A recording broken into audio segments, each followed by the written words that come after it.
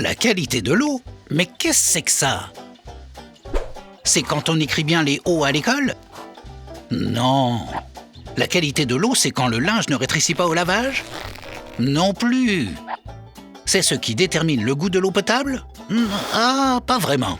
La qualité de l'eau, ce n'est pas qu'une histoire d'eau potable. Il faut d'abord comprendre la complexité de la situation.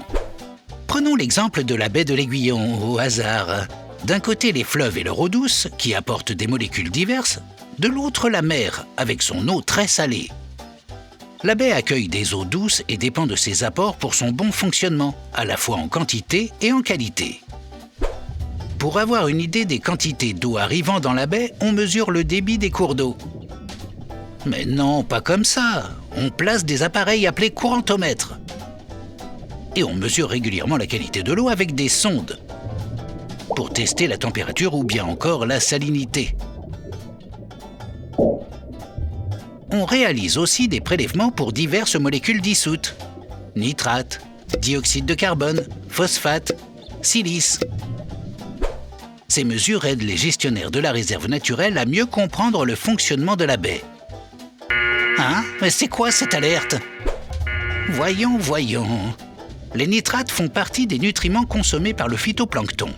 Le phytoplancton? Mais qu'est-ce que c'est que ça? Enfin, en allant vite cette fois. Ce sont de toutes petites algues, comme des diatomées ou des dinoflagellés, qui sont à la base de la chaîne alimentaire. Grâce à la photosynthèse, elles transforment le CO2 en oxygène, qui est indispensable aux animaux aquatiques.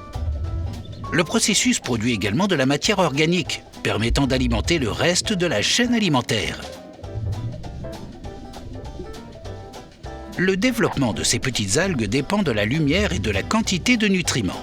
Trop de nitrates et le développement d'une espèce peut être favorisé par rapport à d'autres et faire chuter la biodiversité. Mais c'est quoi encore? Trop de dioxyde de carbone maintenant? Attention, il va repartir vers l'atmosphère. En effet, quand l'eau est surchargée en CO2, elle devient une zone d'émission de carbone. Mais d'où viennent toutes ces molécules? Eh bien, comme la mer est alimentée par les fleuves et rivières, voilà.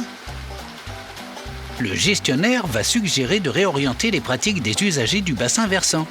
Mise en place de couverts végétaux, de haies, de talus, pour faire jouer au marais son rôle d'éponge et de filtre.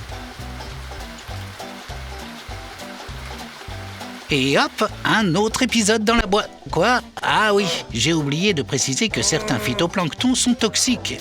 Et cela peut impacter les mollusques filtreurs comme les huîtres et les moules, les rendant impropres à la consommation. Tu aimes les moules, toi aussi, hein? Ces études permettront donc d'aider les conchyliculteurs à mieux anticiper les conséquences des événements météorologiques et garantir de meilleures productions. Allez, puisque je suis là, un dernier mot sur les portes à la mer et leur rôle dans la qualité de l'eau. Elles contrôlent l'écoulement de l'eau douce. En été, les faibles apports ou l'absence d'eau douce entraînent une augmentation de la salinité dans les estuaires. À l'inverse, quand il pleut, l'ouverture des portes à la mer entraîne des épisodes de dessalure importants. Avoir une eau de bonne qualité qui se déverse dans la baie, c'est donc primordial pour le bon fonctionnement de l'écosystème côtier et ses usages. Quant aux canards, mais attendez, ça c'est pour la prochaine fois. Il faudra patienter pour qu'ils se confient.